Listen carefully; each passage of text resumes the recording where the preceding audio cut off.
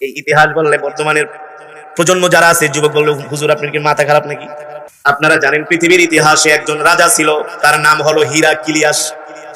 তিনি ছিলেন রোমের রাজা। তার কাছে আল্লাহ নবী দূত দিয়ে একটা চিঠি পাঠালেন, ও রোমের প্রেসিডেন্ট, রোমের রাজা হিরাক্লিয়াস, আমি আল্লাহর পয়গম্বর মুহাম্মদ ইবনে আব্দুল্লাহ, আমি তোমার কাছে চিঠি পাঠাইলাম। তোমরা যেই ধর্ম মানো, এই দিন আল্লাহর কাছে মনোনীত ধর্ম নয়। আল্লাহর কাছে মনোনীত ধর্মের নাম কি? আরো আস্তে বলেন। আল্লাহর কাছে মনোনীত ধর্ম হলো ইসলাম, শান্তির ধর্ম ইসলাম, মুক্তির ধর্ম ইসলাম, ঠিক কিনা বলেন? আপনারা আজকের বয়ানটা যদি ভালো করে শুনেন, তাহলে একটা বিষয় মেসেজ নিয়ে বাড়িতে যাইতে পারবেন, সারা জীবনের জন্য সেটা কাজে লাগবে। আল্লাহর পয়গম্বর মুমিনদের প্রতি ছিলেন নরম, দয়া, ভালোবাসা, ঠিক কিনা বলেন? কিন্তু যারা ইসলামের বিরুদ্ধে, আল্লাহর বিরুদ্ধে, দ্বীনের বিরুদ্ধে যারা অবস্থান নিয়েছেন, তাদের বিরুদ্ধে ছিলেন কঠোর। আল্লাহর নবী হিরাক্লিয়াসের কাছে চিঠি লিখছেন, আপনি আমার ধর্ম গ্রহণ করেন, আমার ধর্ম হলো পৃথিবীর শ্রেষ্ঠ ধর্ম, আল্লাহর কাছে মনোনীত ধর্ম ইসলাম। হিরাক্লিয়াস আমার নবীর চিঠিটা পায়া চিঠিটা ছিঁড়ে ফেললো, এমনকি যেই দূত আল্লাহর নবী প্রেরণ করেছিলেন, সেই দূতকে হিরাক্লিয়াস তার সৈন্য দিয়া নির্মমভাবে শহীদ করে দিল। অথচ একটা দেশে যদি আরেক দেশ থেকে কোনো দূত পাঠানো হয়, তাকে হত্যা করা এটা হলো চরম একটা সীমা লঙ্ঘন। কিন্তু সাহাবীকে যখন হত্যা করে ফেললো, আল্লাহর নবীর কাছে এই খবর আসার পরে নবীজি আর সহ্য করতে পারলেন না। অথচ রোমান রাজার কাছে নবীজির যে সৈন্য সামন্ত আছে তারা কিছুই না। তৎকালীন সুপার পাওয়ার ছিল রোমের রাজা, পারস্যের রাজা, বর্তমানে যেমন আমেরিকা আর রাশিয়া, দুইটা দেশই কিন্তু পৃথিবীকে ঘুরাইতেছে, ঠিক না? ঘুড়ির নাটের মতো যেদিকে টাঙ্গায় সেদিকেই যায়। তৎকালীন সুপার পাওয়ার ছিল রোম, পারস্যের রাজা বাদশারা। আর বর্তমানে মুসলমানরা যেমন অসহায়, যেমন অস্ত্রের দিক থেকে, সৈন্যের দিক থেকে, তার চাইতেও আরো গুরুতর খারাপ অবস্থা ছিল মুসলমানদের। যখন আল্লাহর পয়গম্বরের সাহাবীকে তারা হত্যা করলেন, নবীজি সহ্য করতে পারলেন না। সব সাহাবীদেরকে ডাক দিলেন, ও সাহাবীরা, মসজিদে নববীতে আসো। সব সাহাবীরা মসজিদে নববীতে হাজির হলেন, কিন্তু মুসলমানের সংখ্যা অত বেশি না, মাত্র 3000 সৈন্য। কয় হাজার? এই ইতিহাস বললে বর্তমানের প্রজন্ম যারা আছে, যুবক বললে হুজুর আপনার কি মাথা খারাপ নাকি? যুবক, তুমি তো তোমার ইতিহাস জানো না, তুমি তো ইসলামের ইতিহাস জানো না, তুমি তো তোমার ধর্মের ইতিহাস জানো না। ইতিহাস শোনো, ইতিহাস শোনো। ইসলামের সবচেয়ে রক্তক্ষয়ী যুদ্ধের নাম হলো মুতার যুদ্ধ। কোন যুদ্ধ?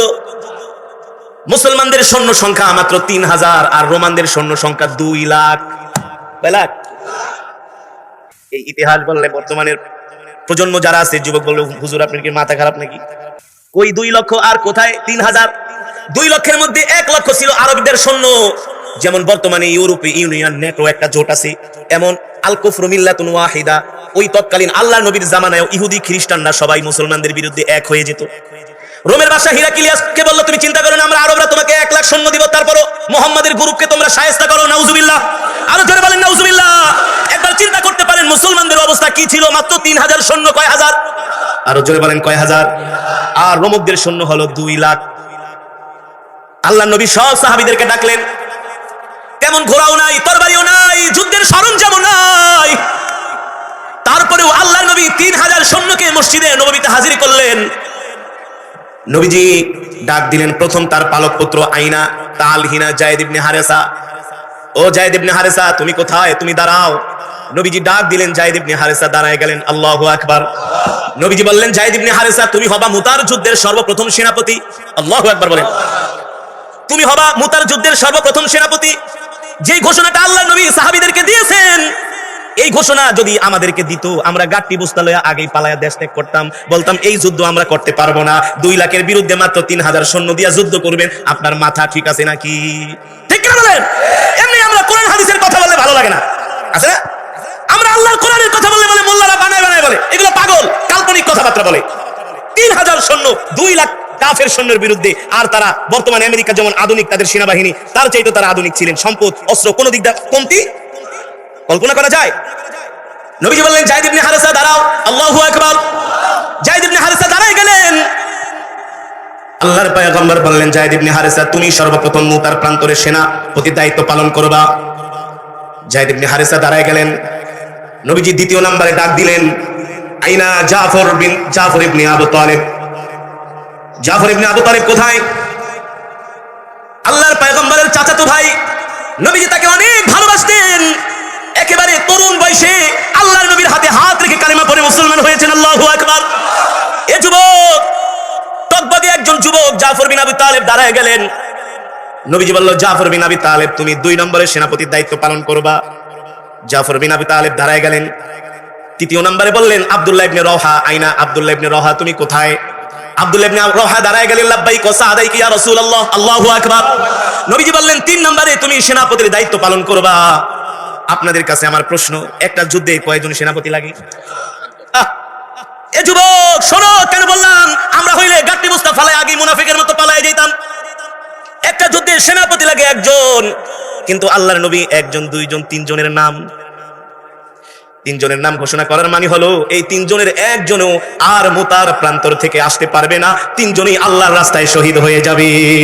আল্লাহু আকবার। নবীজি এই কথা বলে দিলেন, যদি যায়েদ ইবনে হারিসা শহীদ হয়ে যায়, জাফর তুমি সেনাপতির দায়িত্ব পালন করবা, কালেমার পতাকা তোমার হাতে তুলে নিবা। আল্লাহু আকবার। স্পষ্ট বলে দিয়েছে, কোনো গোবর নাই, কোনো ফাঁক নাই, সরাসরি যায়েদ শহীদ হয়ে গেলে তুমি ইসলামের পতাকা নিবা। জাফর যদি তুমি শহীদ হয়ে যাও, আব্দুল্লাহ বিন রওহার কাছে কালেমার পতাকা দিবা। 3 জনের দিকে তাকায় বলে, ভাই রে, আল্লাহর নবী যেহেতু আমাদের 3 জনের নাম ঘোষণা করছে, তার মানে আমরা 3 জনের একজনও আর বাঁচবো না, ঠিক কিনা বলেন? 3 জনই আল্লাহর রাস্তায় শহীদ হয়ে যাব। অথচ তাদের চেহারার মধ্যে কোনো ভয়ের ছাপ নাই, ক্লান্তির ছাপ নাই। আল্লাহু আকবার। আল্লাহর নবী বললেন, যাও যাও, তুমি তোমার মায়ের সাথে দেখা করে আসো। যায়েদ দাঁড়ায় বললেন, আল্লাহর নবী আপনি আমার পিতা, আর আম্মা জান আয়েশা রাদিয়াল্লাহু তাআলা আনহা আমার মাতা, আমার মা, আপনি এখানে আছেন, আমার যাওয়ার দরকার নাই। আল্লাহু আকবার। আর আমরা হইলে কত ফাঁকিবাজি করে বলতাম, ঠিক আছে যেহেতু মারাই যাম, একটু ঘুরে ঠুরে আসি। বলে যাবার দরকার নাই, আপনিও আছেন, আমার মাও আছে। আল্লাহু আকবার। নবীজি বললেন, জাফর যাও যাও, তুমি তোমার পরিবারের থেকে বিদায় নিয়ে আসো। এই কথা শোনার পরে জাফর রাদিয়াল্লাহু তাআলা বাড়ি থেকে দৌড় শুরু করলেন। কেবলমাত্র হাফসা থেকে জাফর রাদিয়াল্লাহু তাআলা মদিনায় আসলেন। তার জীবনের বেশিরভাগ তিনি হাফসায় ছিলেন, কেবল মদিনায় আসতেন। স্ত্রী আর সন্তানের সাথে একটু সময় দিবে, পরিবারকে একটু সময় দিবে, কিন্তু সময় হলো না। আল্লাহর নবী যুদ্ধের ময়দানে ডাকলেন। জাফর বিন আবি তালেবের স্ত্রী স্বামীর জন্য রান্না করতেছে। জাফর বিন আবি তালেব ঘরের দরজার সামনে দাঁড়ায় ডাক দেয়, তালহিনা ইয়া জাওজি, ও আমার প্রিয়তমা এদিকে আসো। কি করছো? প্রিয় স্বামী আপনার জন্য রান্না করতেছি। বলে, রান্না করা বন্ধ করো। শোনো শোনো, আল্লাহর নবী আমাদেরকে একটা যুদ্ধের ময়দানে পাঠাবি, আর যুদ্ধের ময়দানে সেনাপতি দরকার একজন, নাম ঘোষণা করছে 3 জন। তার মানে আমরা 3 জনের আর কেউ বেঁচে আসবো না। শোনো শোনো, তোমার সাথে এই হলো আমার জীবনের শেষ দেখা। স্ত্রী, আমি তোমার হক আদায় করতে পারি নাই, আমি তোমাকে তেমন কোনো ভালোবাসা দিতে পারি নাই, কিছুই দিতে পারি নাই, আমাকে ক্ষমা করে দিও। তোমার সাথে আমার আর দুনিয়ার জমিনে দেখা হবে না, আমি তোমার জন্য জান্নাতের সিঁড়িতে অপেক্ষা করব। মা বোনরা ভালো করে শুনে রাখেন, মা বোনরা ভালো করে শুনে রাখেন, এই অবস্থায় একটা স্ত্রীর অবস্থা কেমন হতে পারে। কোন স্ত্রী চায় না তার স্বামী তাকে রেখে দুনিয়ার জমিন থেকে চলে যাক, সে বিধবা হয়ে যাক। জাফর বিন আবি তালেবের স্ত্রী বলল, প্রাণের স্বামী আপনার জন্য দোয়া করি, আল্লাহ আপনাকে গাজী বানায় আবার আমার কাছে ফিরায় আনুক। জাফর রাদিয়াল্লাহু তাআলা আনহু তরবারির পিছন দিক থেকে একটা হালকা আঘাত করে বলে, স্ত্রী রে, উল্টা দোয়া করো না, উল্টা দোয়া করো না। আল্লাহর নবী দোয়া করেছেন যাতে আমি দ্বীনের পথে শহীদ হয়ে যাই। এই কথা শোনার পরে স্ত্রী ছটফট করতেছে আর কান্না করে বলে, প্রাণের স্বামী আপনি আমাকে ছেড়ে চলে যাচ্ছেন, আপনাকে ছাড়া আমি কিভাবে এই দুনিয়াতে থাকবো। জাফর বিন আবি তালেব বলে, প্রিয়তমা কান্না করো না, ধৈর্য ধরো, সবর করো, তোমার সাথে আমার জান্নাতে সাক্ষাৎ হবে। ছোট ছোট বাচ্চাগুলো এসে জাফর রাদিয়াল্লাহু তাআলা আনহুকে জড়ায় ধরছে।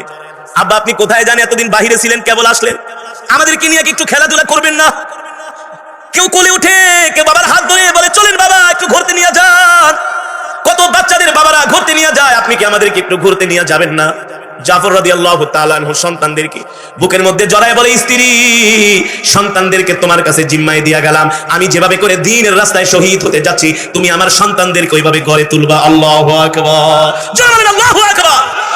জাফর রাদিয়াল্লাহু তাআলা আনহু চোখের পানি মুছতে মুছতে আর দেরি করলেন না, তরবারি নিয়ে চলে গেলেন আল্লাহর নবীর দরবারে। 3 নম্বরে আব্দুল্লাহ বিন রওহা বাড়িতে আসছেন, কেবলমাত্র বিবাহ করেছেন। ইমানের পরীক্ষা কাকে বলে? দ্বীনের জন্য কোরবানি কাকে বলে? ও যুবক, দ্বীনের জন্য কোরবানি কাকে বলে? ইমানের পরীক্ষা কাকে বলে? ইতিহাসের মধ্যে এসেছে, হায়াতুস সাহাবার মধ্যে এসেছে, কেবলমাত্র জাফর আব্দুল্লাহ বিন রাওহা বিবাহ করে স্ত্রীকে ঘরে নিয়েছেন। নবীজি ডাক দিয়েছেন, নবীজির দরবারে চলে গেলেন। এবার নবীজি সেনাপতির 3 নম্বরে তার নাম ঘোষণা করলেন। আল্লাহ নবী বললেন, ঠিক আছে আব্দুল্লাহ বিন রাওহা, যাও যাও স্ত্রীর কাছে যাস, বিদায় নিয়ে আসো। আব্দুল্লাহ বিন রাওহা দৌড়ায়া বাড়িতে আসলেন, দেখলেন ঘর থেকে মৃদু কণ্ঠে কোরআনুল কারীমের তেলাওয়াতের আওয়াজ আসতেছে। আব্দুল্লাহ বিন রাওহা দরজায় যায় সালাম দিলেন, আসসালামু আলাইকুম।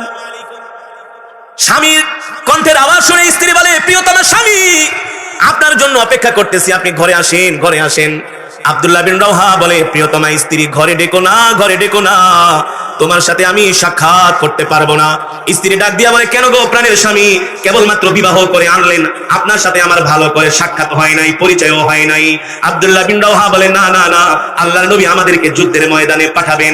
ওই স্ত্রী, একটা যুদ্ধের জন্য সেনাপতি দরকার একজন, কিন্তু আল্লাহর নবী নাম ঘোষণা করছে 3 জনের, আমি হলাম সর্বশেষ। তার মানে তোমার সাথে এই আমার শেষ দেখা, তোমার সাথে আমার এই শেষ কথা, আর কোনোদিন দুনিয়াতে তোমার সাথে আমার সাক্ষাৎ হবে না, আমি তোমার জন্য জান্নাতে অপেক্ষা করবো। আল্লাহু আকবার। স্ত্রী বলে, বলেন কি? আমি হলাম মদিনার একটা সুন্দরী রমণী, আমার জন্য কত যুবক পাগল ছিল, আপনি আমাকে বিবাহ করে আনলেন, একটা বারের জন্য সাক্ষাৎ দিবেন না, এটা কি হতে পারে? আব্দুল্লাহ বিন রাওহা বলে, স্ত্রী রে, এখন যদি আমি ঘরে ঢুকি আর তোমার চেহারা দেখি, তাহলে তোমার প্রতি আমার ভালোবাসা বেড়ে যাবে। আমি চাই না এই সময় দুনিয়ার কারো প্রতি আমার ভালোবাসা বাড়ুক। আমি চাই না এই সময় দুনিয়ার কারো প্রতি আমার ভালোবাসা বাড়ুক। আমি তো আমার মালিকের জন্য জীবন দেওয়ার জন্য যাচ্ছি। আল্লাহু আকবার। আব্দুল্লাহ বিন রাওহার স্ত্রী ডাক দিয়া বলে, প্রাণের স্বামী, আমি আপনাকে কোনো ভালোবাসার কথা বলবো না, কোনো ভালোবাসাও বিনিময় করব না, শুধু একটা বারের জন্য সামনে আসেন, আপনার চেহারাটা দেখি, যাতে করে হাসরের ময়দানে আমি আপনাকে অসংখ্য মানুষের মাঝে চিনতে পারি। আল্লাহু আকবার। এই হলো ইসলামের ইতিহাস রে যুবক। স্ত্রীর সাথে দেখাও করলেন না, চলে গেলেন আল্লাহর নবীর দরবারে। এবার নবীজি 3 জন সৈন্যকে, 3 জন সেনাপতিকে যুদ্ধের দায়িত্ব দিয়া হযরত যায়েদ ইবনে হারেসার হাতে একটা সাদা কালেমার পতাকা উঠায় দিলেন। সাহাবীরা রাস্তা দিয়ে হেঁটে যায়। মদিনার ইহুদি গণকরা ডাক দিয়ে, এদিকে আসো, আচ্ছা শোনো, তোমাদের নবী মুহাম্মদ কি বলছে? যে 3 জনের নাম ঘোষণা করছে তার ব্যাপারে কি বলছে? সাহাবায়ে কেরাম বলে, ও ইহুদি পণ্ডিত, আমাদের নবী বলেছেন যে 3 জনের নাম নবীজি ঘোষণা করছে, এই 3 জনই আল্লাহর রাস্তায় শহীদ হয়ে যাবে। ওই গণক বলে, হ্যাঁ হ্যাঁ ঠিকই বলছো, তোমাদের নবী যেটা বলছেন সেটাই হবে, এই 3 জনের একজনও আর জীবন নিয়ে ফিরতে পারবে না। আল্লাহু আকবার। মুসলমানদের এই সাহস দেখে পুরো আরবের মধ্যে তোলপাড় হয়ে গেছে। আরে ব্যাপারটা কি? 2 লাখ সৈন্যের বিরুদ্ধে 3000 মাত্র মুহাম্মাদের সৈন্য, কল্পনাই করা যায় না, ঠিক কিনা বলেন? ইহুদিরা পর্যন্ত তারা অবাক হয়ে গেলেন। আরে আব্দুল্লাহ ইবনে মুহাম্মদ এটা কি সিদ্ধান্ত নিতেছেন? 2 লাখ সৈন্যের বিরুদ্ধে 3000 মানুষকে পাঠাইতেছেন যুদ্ধ করতে, এটা তো পাগলামি ছাড়া কিছুই না। নাউজুবিল্লাহ বলেন। কিন্তু আল্লাহর নবী তো জানেন এই যুদ্ধের ফলাফল নির্ভর সৈন্যের উপরে করে না, অস্ত্রের উপরে করে না, এই যুদ্ধের ফলাফল নির্ভর করে আমার আল্লাহ তাআলার উপরে, ঠিক কিনা বলেন? এটা তো আর কাফেররা জানে না, ওদের তো ঈমান। 3000 সৈন্য মুতার প্রান্তরের দিকে রওনা শুরু করলো। মদিনা থেকে 1000 কিলোমিটার, কত হাজার, জর্দানের পাশে সীমান্ত এলাকায় মাআব নামক স্থানে নবীজি 3000 সৈন্যকে একসাথে নবীজি সানিয়াতুল বিদা পর্যন্ত নবীজি আগায় দিলেন। নবীজি চোখের পানি ধরে রাখতে পারে না। কি কুরবানি ইসলামের জন্য, কি কুরবানি দ্বীনের জন্য। যে যায়েদকে নবীজি কলিজা দিয়ে ভালোবাসতেন, বারবার যায়েদকে চুমা দেয়, যায়েদ রে তোকে এত ভালোবাসি, আমি বলছি তুই আমার সন্তান, তোকে আমার ছাড়তে মন চায় না, কিন্তু কি করব, আল্লাহর দ্বীনের জন্য যেতেই হবে, ঠিক কিনা বলেন? জাফর বিন আবু তালিব রে নবীজি জড়ায় ধরে বলে, জাফর বাপ দাদার ধর্ম ত্যাগ করছিস, দুনিয়ার সম্পদ ত্যাগ করে আমার ভালোবাসায় আল্লাহর জন্য দ্বীন গ্রহণ করছিস, ভাইরে দ্বীনের জন্য শাহাদাত বরণ করতে যাচ্ছিস রে ভাই। নবীজি আদর করে দিলেন। আব্দুল্লাহ বিন রাওহা রে নবীজি জড়ায় ধরে বলে, আব্দুল্লাহ বিন রাওহা, এই আব্দুল্লাহ বিন রাওহা, কেবলমাত্র বিবাহ করে আসছো, স্ত্রীর সাথে বাসর ঘরেও যাইতে পারলা না, দ্বীনের জন্য তোমার কুরবানি, দ্বীনের জন্য তোমার ত্যাগ। আল্লাহু আকবার। 3000 সৈন্য নিয়ে মুতার প্রান্তরের দিকে রওনা শুরু করলেন। সাহাবীরা যখন একেবারে মুতার প্রান্তরের কাছে চলে গেলেন, রোম পারস্যের সৈন্যরা তারা প্রথম বলেছিল 1,00,000 সৈন্য, কিন্তু গোপনে গোপনে তারা 2,00,000 সৈন্য হাজির করছে। এটা আগ থেকে মুসলমানরা জানতো না। যখন গোয়েন্দা পাঠালেন তারা দেখলেন দুই দিক থেকে 2,00,000 সৈন্য তারা তাবু ঘিরেছে। এটা 3,000 সৈন্য জানতো না। এই অবস্থা দেখে সাহাবীরা বৈঠকে বসলেন, কি করা যায়, কি করা যায়। একদল সাহাবী বলে, আল্লাহ নবীর কাছে চিঠি পাঠান, নবীজিকে জানান যে তাদের এত সৈন্য সংখ্যা, আমরা যুদ্ধ করব না কি করব, নবীজি আপনি আমাদেরকে সিদ্ধান্ত দেন। সাহাবীদের মন কিছুটা ঘাবড়ে গেল, ঘাবড়ানোরই কথা, ঠিক না? আব্দুল্লাহ বিন রাওহা সাহাবীদের সামনে দাঁড়ায় বললেন, কি বলো না বলো, 2,00,000 কেন? এখানে যদি 10,00,000 সৈন্য আসে, মুহাম্মদ সাল্লাল্লাহু আলাইহি ওয়াসাল্লামের সাহাবীরা কখনো ভীত নয়, ঠিক কিনা বলেন? ও আমার সাথীরা, তোমরা রোমানদের সৈন্য দেখে কেন ভয় পাচ্ছ? আমাদের যুদ্ধের ফলাফল অস্ত্রের উপরে নির্ভর করে না, আমাদের যুদ্ধের ফলাফল সৈন্যের উপরে নির্ভর করে না, আমাদের যুদ্ধের ফলাফল নির্ভর করে একমাত্র আল্লাহ তাআলার উপরে, ঠিক কিনা বলেন? বন্ধুরা, তোমরা ভয় পাচ্ছ নাকি? যদি আমরা শাহাদাত বরণ করি তাহলে আমরা জান্নাতে যাব, আল্লাহু আকবার। আর যদি বিজয় অর্জন করি তাহলে গনিমতের মাল পাবো, আমাদের কোনো লস নাই। কথা বলেন, আমাদের কি নাই? শাহাদাত বরণ করলেও লাভ, আবার জিতলেও আমাদের দুই দিক থেকেই লাভ। ও আমার সাথীরা, তোমরা নিজেকে প্রস্তুত করো। 2,00,000 সৈন্যের বিরুদ্ধে আমরা 3,000 ততক্ষণ পর্যন্ত লড়াই করব, যতক্ষণ পর্যন্ত আমরা বিজয় ছিনিয়ে আনতে না পারবো। আল্লাহু আকবার, জোরে আল্লাহু আকবার। এবার 2,00,000 সৈন্যের বিরুদ্ধে 3,000 সৈন্য, তারা সমস্যায় দাঁড়ায় বললেন, আমিরুল মুমিনিন আল্লাহু আকবার, আমাদেরকে প্রস্তুত করেন, একজন সৈন্য বাকি থাকতেও আমরা মদিনায় ফিরে যাব না। ইতিহাস যুবক, এটা ইতিহাস। এই ইতিহাসগুলো পড়ো, এই ইতিহাসগুলো জানো। পৃথিবীর তৎকালীন সুপার পাওয়ার, যাদের ভয়ে পৃথিবী থরথর করে কাঁপতো, তাদের বিরুদ্ধে নবী মুহাম্মদ সাল্লাল্লাহু আলাইহি ওয়াসাল্লাম থাকতেন মাটির কুঠিরে।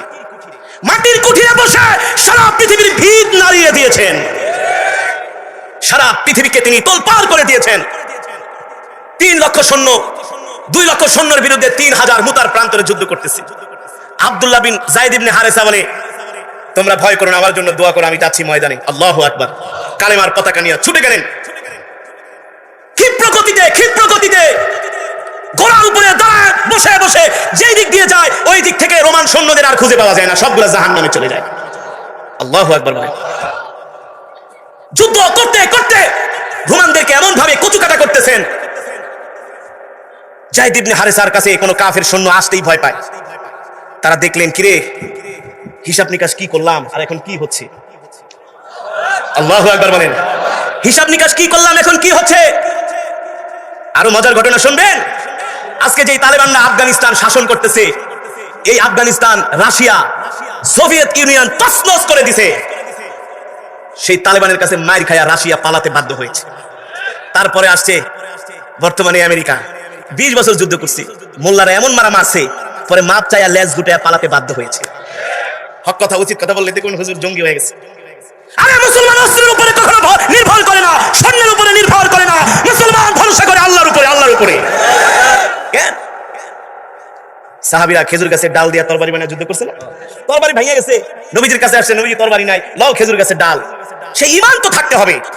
শাহজালাল মুজাদ্দিদ ইয়ামানি, সেই ইয়ামান থেকে আসছে সিলেটে, বানায় বলতেছি, এই কথা বলেন, বানায় বলতেছি, ইয়ামান থেকে সিলেটে আসছে। আস্তে আস্তে তার সাথে বিশাল কাফেলা, বিশাল 313 জনের একটা কাফেলা হয়ে গেছে। যারা সিলেটে গেছেন, এখনো সুরমা নদী অনেক গভীর, নদীর পারে গেছে।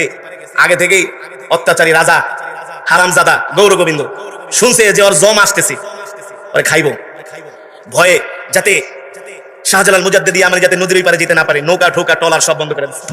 কি করে দিছে? ধর্মঘটে ডাক দিছে, এই নৌকা ঠৌকা সব বন্ধ কর, কলা গাছ সব কেটে ফেলা। কথা কথা বানায় গল্প বলতেছি। হ্যাঁ, শাহজালাল মুজাদ্দিদ ইয়ামানি নদীর পারে আসলেন, দেখলেন নৌকা নাই, লঞ্চ নাই, কলা গাছ নাই, কিছু নাই, পার হবে কিভাবে? শাহজালাল মুজাদ্দিদ ইয়ামানি তার খাদেমকে বলে, এই 1 লোটা পানি দে। পানি দিল। মুমিনের সবচেয়ে বড় হলো ওযু, সিলাহুল ওযু। ওযু হলো সবচেয়ে বড় মুমিনের হাতিয়ার। সুন্দর করে ওযু করলেন, জায়নামাজ নিয়ে দাঁড়ায় গেলেন। ইয়া আইয়ুহাল্লাযীনা আমানুস্তাঈনু বিস-সাবরি ওয়াস-সালাহ। মুমিন যখন বিপদে পড়ে তখন নামাজের মাধ্যমে আল্লাহর কাছে সাহায্য চায়। কিসের মাধ্যমে? জোরে বলেন, কিসের মাধ্যমে? নামাজ পড়ে শাহজালাল মুজাদ্দিদ ইয়ামানি আল্লাহর কদমে সিজদায় লুটায় পড়লেন, মালিক সামনে বিশাল নদী, পার হব কিভাবে? নৌকা নাই, ভেড়া নাই, স্টিমার নাই, কিচ্ছু নাই, কিন্তু আপনি যদি পার করান তাহলে কিছুই লাগে না। এটা হলো ঈমান, আল্লাহ তাআলার উপরে অটল অবিচল বিশ্বাস। ঠিক কি না বলেন? এই বাবাজিরা ওঠাউঠি করেন কে? বসেন, বয়ান শেষ করে দিব? হ্যাঁ, শেষ করে দেই? একজন ওঠাউঠি করা যাবে না, একজন উঠবেন না। অল্প সময় আমরা বয়ান শেষ করে মনোযোগ দিব ইনশা। এই বয়ানগুলোর দরকার আছে কি আছে না? আছে কি আছে না? আল্লাহু আকবার। সাহাবাদের ঈমান দীপ্ত এই জীবনের ইতিহাসগুলো শুনলে ঈমান বৃদ্ধি পায়। ঠিক কি না বলেন? আজকে আমাদের সন্তানদেরকে কলেজ ইউনিভার্সিটিতে ডারউইনের ইতিহাস পড়ানো হয়, লেনিন কালমাসের ইতিহাস পড়ানো হয়। ঠিক কি না বলেন? অমুক চট্টোপাধ্যায় বন্দ্যোপাধ্যায়ের ইতিহাস পড়ানো হয়। এই কারণে আমাদের যুব সমাজগুলো নষ্ট হয়ে যাচ্ছে। তাদেরকে ইসলামের গৌরব গাথা ইতিহাসগুলো পড়াতে হবে, জানাতে হবে। দরকার আছে কি আছে না? যুবক, শাহজালাল মুজাদ্দিদ ইয়ামানি আল্লাহর কদমে সিজদায় পড়ে আছে, ইলহামি আওয়াজ আসলো। আল্লাহু আকবার বলেন। কি আওয়াজ? ইলহামি আওয়াজ। শাহজালাল, তুমি তোমার জায়নামাজটা নদীর মধ্যে বিছায় দাও। আরো জোরে বলেন সুবহানাল্লাহ।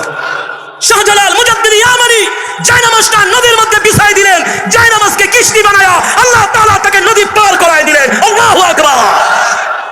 ইতিহাস, সত্য ইতিহাস। ঠিক সাহাবায়ে কেরাম 3000 আল্লাহর পয়গম্বরের বাহিনী, আল্লাহর দ্বীনের জন্য মুতার প্রান্তরে লড়াই করতেছেন। যায়েদ ইবনে হারেসা কাফেরদের ভিড়ের মধ্যে তরবারি নিয়ে ঢুকে যায়। যেই দিকে যায়েদ ইবনে হারেসা যায় সেই দিকে আর রোমান সৈন্যদের খুঁজে পাওয়া যায় না, তাদের কল্লাগুলো জমিনে পড়ে যায়। আল্লাহু আকবার। শেষমেশ রোমান সেনাপতি দেখলো এভাবে করে যদি মুসলিম সেনাপতি যায়েদ ইবনে হারেসা আমার সৈন্যদেরকে হত্যা করতে থাকে তাহলে যে কোনো সময় যুদ্ধের মোড় পাল্টে যেতে পারে। ঠিক কিনা বলি? তারা কৌশল করে যায়েদ ইবনে হারেসাকে চতুর্দিক থেকে ঘিরে ধরলেন। যায়েদ ইবনে হারেসার বুকের মধ্যে তীর মারলেন। একটা তীর এসে তার বুকের মধ্যে বিদ্ধ হলো। যায়েদ ইবনে হারেসা মাটিতে লুটায় পড়লেন, কিন্তু কালেমার পতাকা ছাড়লেন না, কালেমার পতাকা উঁচু করে ধরলেন। আল্লাহু আকবার। জাফর বিন আবু তালেব তাবুর পাশে তিনি অপেক্ষা করতেছেন কখন তার ডাক আসবে। জাফর বিন আবু তালেব দেরি করলেন না, ঘোড়া নিয়ে ময়দানে বের হয়ে গেলেন।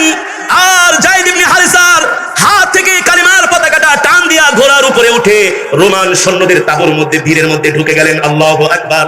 এক হাতে কালিমার পতাকা আর এক হাতে কাফের তরবারি দিয়া কাফেরদেরকে যেই দিকে যায় কচু কাটা করতে করতে কাফেরদেরকে জাহান্নামে পাঠিয়ে দিচ্ছে। আল্লাহু আকবার।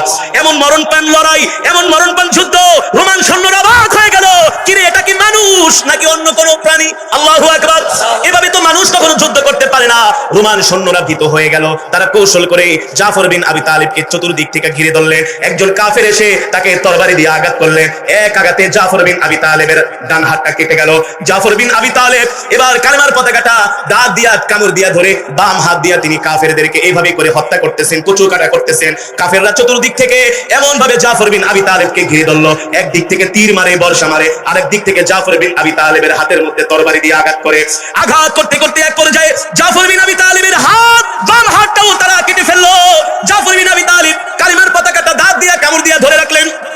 কাফেরেরা এসে জাফর বিন আবি তালিবের ডান পা কেটে দিলেন। এভাবে করে বাম পা কেটে দিলেন। ডান হাতও নাই, বাম হাতও নাই, ডান পাও নাই, বাম পাও নাই। শেষ পর্যন্ত জাফর বিন আবি তালিবের কল্লাটা মাথা থেকে আলাদা করে ফেললেন। নাউজুবিল্লাহ। এই অবস্থা আব্দুল্লাহ বিন রাওহা দেখা তিনি ময়দানে ঘোড়া নিয়ে ছুটে আসলেন। জাফর বিন আবি তালেবের জীবন যাবে যাবে অবস্থা। আব্দুল্লাহ বিন রাওহাকে ডাক দিয়া বলে, ভাই রে, আল্লাহর নবীকে বলে দিও কাফেরের আমার ডান হাত বাম হাত কেটে ফেলেছি, আমার ডান পা বাম পা কেটে ফেলেছে, তারপরেও কিন্তু আমি জাফর কালেমার পতাকা জমিনে পড়তে দেই নাই, আমি দাঁত দিয়া চিবাইয়া ধরে রাখছি। আল্লাহু আকবার। জানেন আল্লাহু আকবার। জাফর বিন আবি তালেব মুতার প্রান্তরে শাহাদাত বরণ করলেন। আল্লাহ তাআলা জিবরাইলকে পাঠাইছেন নবীজির কাছে। আয়েশা বলতেছে, জিবরাইল গো, নবীজি আসেন। মুতার প্রান্তরে আপনার সাহাবীরা দ্বীনের জন্য জিহাদ করতেছে, লড়াই করতেছে। আল্লাহ আপনাকে সরাসরি দেখাবে, সরাসরি দেখাবে। আল্লাহু আকবার। জোরে বলেন আল্লাহু আকবার। আল্লাহ তাআলা পর্দা সরাই দিলেন। নবীজি মসজিদে নববীতে বসে বসে কাফেরদের সাথে মুসলমানদের লড়াই হচ্ছে। নবীজি সাহাবীদেরকে ডাক দিয়ে বলেন, ও সাহাবীরা, একটু আগে আমার যায়েদ শাহাদাত বরণ করছে। কিছুক্ষণ পরে নবীজি আবার দাঁড়ায় গেলেন। সাহাবীরা, এই যে একটু আগে আমার ভাই জাফর বিন আবি তালেব শাহাদাত বরণ করছে। তার ডান হাত বাম হাত, ডান পা বাম পা কাফিরেরা সব তার দেহ থেকে কেটে বিচ্ছিন্ন করে দিয়েছে, কিন্তু আবার জাফর কালিমার পতাকা মাটিতে পড়তে দেয় নাই। আল্লাহু আকবার, জোরে বলেন আল্লাহু আকবার। জাফর বিন আবি তালেব শাহাদাত বরণ করলেন। নবীজি এতটা কষ্ট পেয়েছেন, 3 দিন পর্যন্ত নবীজি মসজিদ থেকে বের হন নাই। এই কষ্টে নবীজি দৌড়ে জাফর বিন আবি তালেবের বাড়িতে গেলেন, যে তিনি যে শাহাদাত বরণ করছেন এই সুসংবাদ দিতে। নবীজি যখন জাফর বিন আবি তালেবের বাড়িতে গেলেন, ছোট ছোট বাচ্চারা এসে নবীজিকে জড়ায় ধরছে, কি আমার আব্বুর কোনো খবর নিয়ে আসছেন? আমার আব্বু কবে আসবে? বলেন না আমার আব্বু কবে আসবে? জাফর বিন আবি তালেবের স্ত্রী এতিমের মতো নবীজির দিকে তাকায় আছে, যে প্রাণের স্বামী কোন দিন যুদ্ধ থেকে আসবে। নবীজি ডাক দিয়া জাফর বিন আবি তালেবের স্ত্রীকে বলে, এদিকে আসো। জাফর দুনিয়ার জমিনে আর বেঁচে নাই, সে আল্লাহর দ্বীনের জন্য শাহাদাত বরণ করছে। এবার বুঝেন মুসলমান, দ্বীনের প্রতি আল্লাহর পয়গম্বরের সাহাবীরা কিভাবে জীবন দিয়েছে। এই কথা শুনে জাফর বিন আবি তালেবের স্ত্রী গলা কাটা মুরগির মতো ছটফট করতেছে। বলেন কি, এত ছোট ছোট বাচ্চাগুলো রেখে তিনি আল্লাহর দ্বীনের জন্য শাহাদাত বরণ করেছেন। নবীজি সান্ত্বনা দিলেন, কেঁদো না, ধৈর্য ধরো, কেঁদো না, ধৈর্য ধরো। আমার জাফরকে আল্লাহ তাআলা এমন সম্মান দিয়েছেন, আমার জাফর জান্নাতের মধ্যে আল্লাহ তাআলা তাকে 2টা পাখা দিয়েছেন, সেই পাখা দিয়ে তিনি জান্নাতের মধ্যে ঘুরতেছে। আল্লাহু আকবার, জোরে বলেন আল্লাহু আকবার। আব্দুল্লাহ ইবনে ওমর বলে, জাফর যখন শাহাদাত বরণ করে আমি নিজে তার লাশের কাছে গেছি, শুধু 50টার উপরে আমি তার শরীরের মধ্যে তরবারির আঘাত দেখেছি। 50টার মতো আমি শরীরের মধ্যে জাফরের তরবারির আঘাত দেখেছি। একটা আঘাতও পিছন দিক থেকে না, সব আঘাতগুলো সামনে থেকে লেগেছে। কাফিরেরা তরবারি দিয়ে কেমন করে ক্ষত বিক্ষত করেছে। আব্দুল্লাহ ইবনে ওমর বলে, 50টা তো তরবারির আঘাত পেয়েছি, 70টার উপরে আমি জাফর বিন আবি তালেবের গায়ের মধ্যে তীর আর বর্ষার আঘাত পেয়েছি। আজকে আপনারা আমাদেরকে বলেন, হুজুর আপনারা এইভাবে গরম ওয়াজ করেন কেন? বাংলাদেশের আলেমরা যদি গরম ওয়াজ না করতো, তাহলে দেশের নাস্তিক মুরতাদরা ইসলামের আরো আগেই 12টা বাজায় ফেলাইতো। ঠিক কি বলেন? আজকে যদি মাঠে ময়দানে এভাবে আপনাদের মতো আল্লাহওয়ালারা কোরআনের মজলিসে না আসতেন, কোরআনের বয়ানগুলো যদি না শুনতেন, তাহলে বাংলার জমিন থেকে সিনেমা হলগুলো বিদায় হতো না, এখনো পর্যন্ত সিনেমা হলগুলো থাকতো। ঠিক কিনা বলেন মুসলমান? এই হলো ইসলামের ইতিহাস, এই হলো ইসলামের ইতিহাস। আমি শেষ করে দিচ্ছি। তারপরে আব্দুল্লাহ বিন রওয়াহা শাহাদাত বরণ করলেন। শেষ পর্যন্ত খালিদ বিন ওয়ালিদ রাদিয়াল্লাহু তাআলা আনহুকে সেনাপতি দায়িত্ব দেওয়া হলো। সাইফু মিন সুয়ুফিল্লাহ, যাকে বলা হয় আল্লাহর তরবারি। আল্লাহু আকবার। খালিদ ইবনুল ওয়ালিদ বলে, আমি মুতার যুদ্ধে 1টা না 2টা না 3টা না 4টা না 5টা না 6টা না 7টা না 8টা না, খালিদ বিন ওয়ালিদ বলে আমি 9টা তরবারি ভাঙছি কাফেরদেরকে কোবাইতে যায়, কাফেরদেরকে কচুকাটা করতে যায়। কয়টা তরবারি ভাঙছি? বলে তাদেরকে মারতে যায়, তাদেরকে জাহান্নামে পাঠাইতে যায় আমাকে 9টা তরবারি ব্যবহার করতে হয়েছে। কাফেরদেরকে এমন ভাবে সাইজ করছে, এমন ভাবে জাহান্নামে পাঠাইছে। খালিদ ইবনুল ওয়ালিদ বলে, কাফেরদের রক্তে আর চর্বিতে আমার তরবারি এমন উঁচা হয়ে গেছে।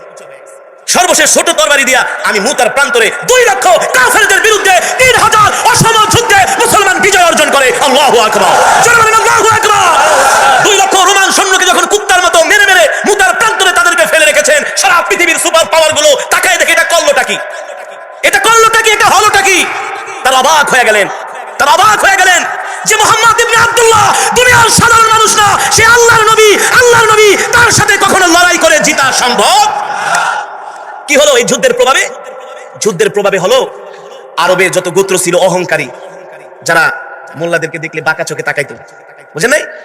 এখনো এই দেশে কিছু আছে হুজুরদের দিকে বাঁকা চোখে তাকায়। মোল্লারা কি জানে? আরে মোল্লারা সবই জানে, জেনেও না জানার ভান করে। ঠিক কি বলেন? এই পৃথিবী শাসন করে সেই তো মোল্লারা। মানে এখনকার ভাষায় বলতেছি, মোল্লাদেরকে গায়ে লাগে না?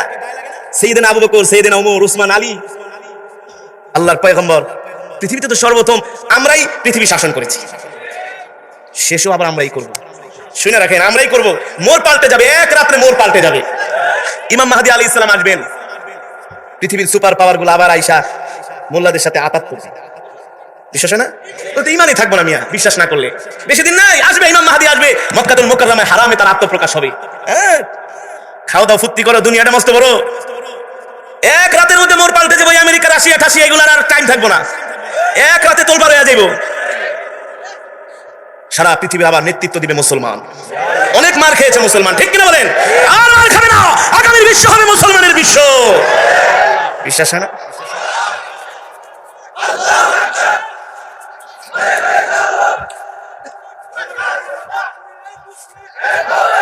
মাশাআল্লাহ, মাশাআল্লাহ। যদি কোনো মাহফিলে কোনো জায়গায় তাকবীর দেয়, জোরে জোরে আওয়াজ করে তাকবীর দিবেন মিয়া। তাকবীর হলো মুসলমানের সবচেয়ে বড় হাতিয়ার। তাকবীরটাও দিতে পারেন না, আর স্লোগান তো ঠিকই মারতে পারেন। আমার নেতা চরিত্র ফুলের মতো পবিত্র, নামাজ পড়েন এক ওয়াক্ত, হ্যাঁ এক করে না। তাকবীর দিবেন ইমানি শক্তি নিয়ে, ঠিক কিনা বলেন? এবার আসেন কি হলো, 3000 সৈন্য 2 লাখ রে মাইরা সাইজ করে দিছে। রোমান রাজা হিরাক্লিয়াস কয় আয় রে, আমও গেছে সালাও গেছে। রোমান হিরাক্লিয়াস তার সেনাপতিরে ডাকছে, কি রে হারামজাদা, এত খাওয়াইলাম পড়াইলাম, শরীর বানাইছত মহিষের মতো, 3000 এর বিরুদ্ধে পারলি না? যে হবো না, যাদের বিরুদ্ধে আমাদেরকে পাঠাইছেন লড়াই করতে, ওরা মানুষ না, মানুষ না, মানুষ এমনি পারে না। আল্লাহু আকবার। শক্তি দিয়েছেন কে? এই যুদ্ধের কারণে আরবের যত পাতি পাতি নেতা আছে, গোত্র প্রধানরা আছে, এমন ভয় পাওয়া পাইছে, এমন ভয় পাওয়া পেয়েছে, না আর মোল্লাদের বিরুদ্ধে লড়াই করা সম্ভব না, আসো এবার দলে দলে তারা আইসা নবী মুহাম্মদ সাল্লাল্লাহু আলাইহি ওয়াসাল্লামের হাতে হাত রেখে কালেমা পড়ে মুসলমান হয়ে গিয়েছে। কি হলো? এই মুতার যুদ্ধের কারণে কি হলো? সারা পৃথিবীতে মুসলমানদের প্রভাব বেড়ে গেল। যুদ্ধ ছাড়া কখনো প্রভাব বাড়ে না, আর কুকুরকে মুগুর না দিলে কখনো সোজা হয় না, ঠিক কিনা বলেন? এই যুদ্ধের কারণে রোম পারস্যের রাজা বাদশারা, কাফের শক্তিরা তারা ভীত হয়ে গেছে, না না তাদের সাথে টক্কর দেওয়া যাবে না। বর্তমানে যেমন আফগানের মোল্লাদের কাছে এখন রাশিয়া আমেরিকা কেউ যাইতে চায় না, বাবা তোরা তোদের মতো থাক, ঠিক কিনা বলেন? ফর এক্সাম্পল, ইসলাম এসেছে রক্তের বিনিময়ে। ইসলাম নামক বৃক্ষের গোড়ায় যদি পানি ঢালা হয়, এই বৃক্ষ মরে যায়। কি ঢালতে হয়? রক্ত ঢালতে হয়। বুঝতে পেরেছেন?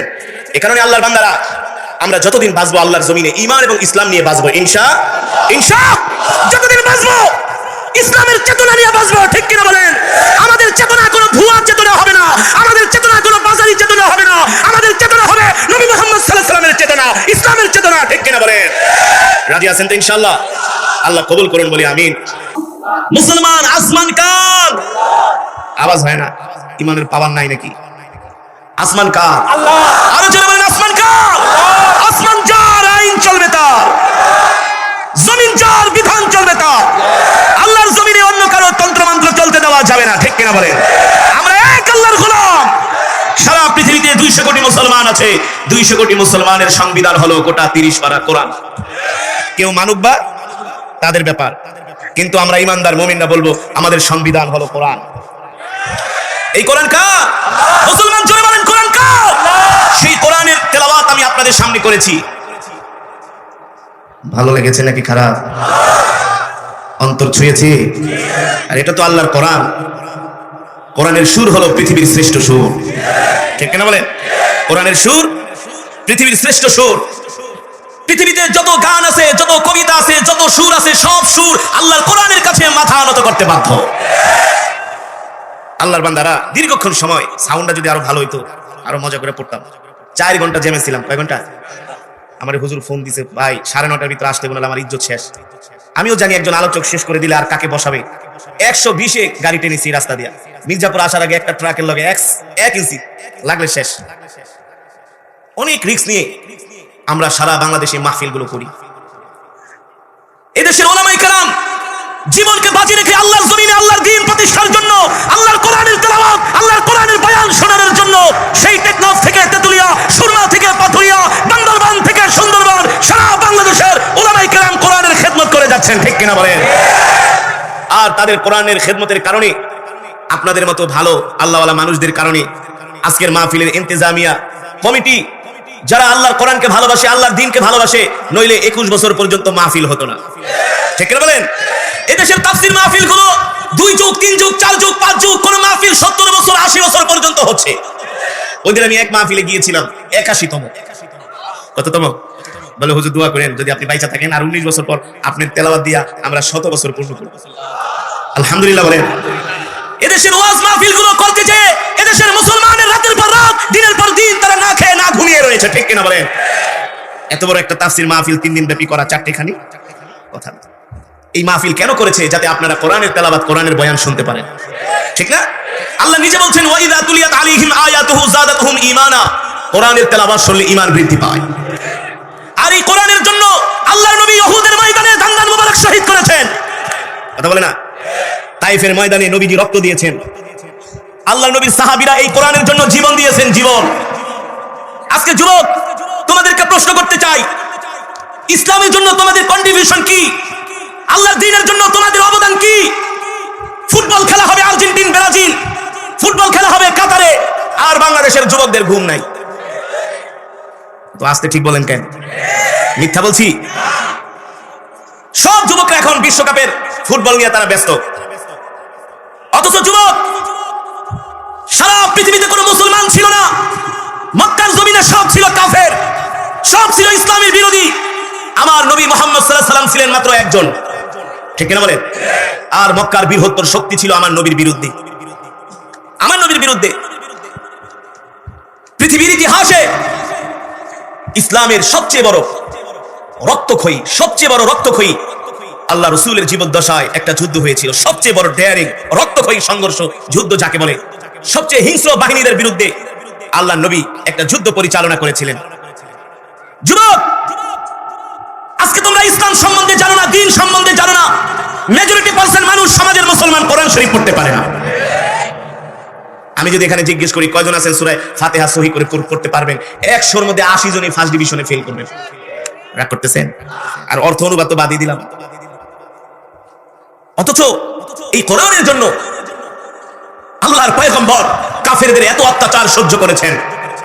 কোরআনের জন্য আল্লাহর পয়গম্বরের সাহাবীরা দিনের পর দিন, রাতের পর রাত তারা না খেয়ে রয়েছেন, না ঘুমিয়ে রয়েছেন, নিজের জান মাল সবকিছু আল্লাহর রাস্তায় কোরবানি করেছেন একমাত্র কোরআনের জন্য। আল্লাহ রাব্বুল আলামিন সে কথাই বলছেন, ইন্নাল্লাহা আশতারা মিনাল মুমিনিনা আনফুসাহুম ওয়া আমওয়ালাহুম বিআন্না লাহুমুল জান্নাহ ইউকাতিলুনা ফি সাবিলিল্লাহি ফায়াকতুলুনা ওয়া ইউকতালুন। আল্লাহ রাব্বুল আলামিন বলছেন, নবী দুনিয়ার মানুষদেরকে বলে দেন, মুমিনদেরকে বলে দেন, আমি আল্লাহ মুমিনদেরকে জান্নাত এমনি দিব না। আল্লাহ বলে জান্নাত পাওয়া এত সহজ না। আমি আল্লাহ তাআলা মুমিনদেরকে জান্নাত দিব তাদের জান আর মালের বিনিময়ে। কন্ডিশন আছে, দুইটা কন্ডিশন। যুবক, দুনিয়াতে আকাম কোকাম করবা, মুসলমানের বাচ্চা হইয়া তুমি নেইমার আর মেসি রোনালদোকে ভালোবাসবা, তাদের পতাকা লাগাইতে দেয়া বিদ্যুৎ পৃষ্ঠ হইয়া মারা যাবা, আর হাসরের ময়দানে আলেমদের সাথে শহীদদের সাথে জান্নাতে যাইবা। এটা কিন্তু টাঙ্গাইলের চমচম না। আল্লাহ বলছে জান্নাত নিবা, শর্ত হলো দুইটা। কয়টা? জোরে বলেন কয়টা? এ মুসলমান যুবক, ভালো করে শুনে রাখো। আল্লাহ বলে যদি জান্নাত চাও আমি জান্নাত এমনি দিব না। আমার জান্নাত পেতে হলে শর্ত হলো দুইটা। আল্লাহ দুইটা কন্ডিশন আমাদেরকে দিয়েছেন। ওয়া আমওয়ালাহুম বিআন্না লাহুমুল জান্নাহ ইউকাতিলুনা ফি সাবিলিল্লাহি ফায়াকতুলুনা ওয়া ইউকতালুন। আল্লাহ বলে জান্নাত যদি পেতে চাও আমার রাস্তায় তোমাদের মাল খরচ করবা, যদি জান্নাত পেতে চাও আমার রাস্তায় তোমাদের জীবনটা বিলিয়ে দিবা। আগেই বলেছি, আমি যে আয়াত দিয়ে বয়ান শুরু করেছি, আল্লাহ তাআলা মুমিনকে জান্নাত দিবে দুইটা জিনিসের বিনিময়ে। কয়টা? এক নম্বরে জান, এক নম্বরে, দুই নম্বরে محمد كما صليت على إبراهيم وعلى آل إبراهيم إنك حميد مجيد اللهم بارك على محمد وعلى آل محمد كما باركت على إبراهيم وعلى آل إبراهيم إنك حميد مجيد ما شاء الله سبحان الله وبحمده سبحان الله العظيم। ভাইজানের নাম কি? মামুন ভাই, নগদ 2000 টাকা বলি মারহাবা। এখনো যদি কেউ দিতে চান নিয়ে আসেন, 1000 2000 করে দিতে চাইলে নিয়ে আসেন। অনেকে আসতেছেন না, নিয়ে আসেন, আমরা এখনই মোনাজাত দেব। অনেক মা বোনেরা আসছে, আমরা মা বোনদের জন্য দোয়া করব। আল্লাহ তাআলা প্রত্যেকটা মা বোনকে কবুল আর মঞ্জুর করেন বলে আমিন। আপনারা আলহামদুলিল্লাহ মা বোনরা অনেক দান করেছেন, আবার আগামীকালকে মা বোনরা দান করবে ইনশাআল্লাহ। মা বোনরা আগে থেকে প্রস্তুতি নিয়ে আসেন, আপনারাও প্রস্তুতি নিয়ে আসেন। একজনে কালকে 3 জন করে দাওয়াত দিয়ে নিয়ে আসবেন কমপক্ষে। কালকে শেষ রজনী, শেষ দিন আলহামদুলিল্লাহ। এমনিতেও শেষ দিনের মাহফিল আলহামদুলিল্লাহ অনেক আল্লাহর বান্দারা বেশি আসে। তো আগামীকাল আপনারা 1 জন 3 জনকে দাওয়াত দিয়ে নিয়ে আসবেন কমপক্ষে ইনশাআল্লাহ। আল্লাহ তাআলা কবুল করুন বলি আমিন। আল্লাহুম্মা আমিন। আলহামদুলিল্লাহি রাব্বিল আলামিন ওয়াস সালাতু ওয়াস সালামু আলা সাইয়্যিদিল আমবিয়া'i ওয়াল মুরসালিন ওয়া আলা আলিহি ওয়া সাহবিহি আজমাইন। ربنا ظلمنا أنفسنا وإن لم تغفر لنا وترحمنا لنكونن من الخاسرين ربنا آتنا في الدنيا حسنة وفي الآخرة حسنة وقنا عذاب النار رب العالمين আমরা নাফরমান, আপনি রহমান। আয় মালিক, আমরা গুনাহগার আসামি, গুনার বোঝা মাথায় নিয়ে ভিক্ষুকের মতো 2 খানা হাত উঠেছি। আল্লাহ মেহেরবানি করে তামাম জিন্দেগীর গুনাহগুলো মাফ করে দেন। আয় আল্লাহ, আজকের এই মাহফিলকে কবুল করে নেন। 21তম 3 দিন ব্যাপী মাহফিল, আল্লাহ যারা মাহফিলের শুরু থেকে আজ পর্যন্ত যারা খেদমত করতেছেন, যারা বেঁচে নাই তাদের কবরকে জান্নাতের বাগান বানায় দেন। আর যারা বেঁচে আছে কোরআনের খেদমত করতেছে, আল্লাহ তাদেরকে হায়াতের মধ্যে বরকত দিয়া দেন। এই মাহফিলের সওয়াব কোটি কোটি গুণ বাড়িয়ে সর্বপ্রথম উম্মতের কান্ডারি মুহাম্মদ আরবি কলিজার টুকরা প্রিয় নবীজির রওজা মুবারাকার হাদিয়া পৌঁছে দেন। প্যারা নবীজির পরিবার পরিজন আহলে বাইতের আর রাহবাকার হাদিয়া পৌঁছে দেন। জান্নাতুল মুআল্লা জান্নাতুল বাকিতে যারা শুয়ে আছে সকল সাহাবায়ে কেরামের আর রাহবাকার হাদিয়া পৌঁছে দেন। মেহেরবানি করে আল্লাহ বদরিন সাহাবী, উহুদের সাহাবী, খন্দকের সাহাবী, মুতার সাহাবী, তবুকের সাহাবী, আল্লাহ যারা দ্বীনের জন্য শাহাদাত বরণ করেছেন সমস্ত সাহাবায়ে কেরামের আর রাহবাকার হাদিয়া পৌঁছে দেন।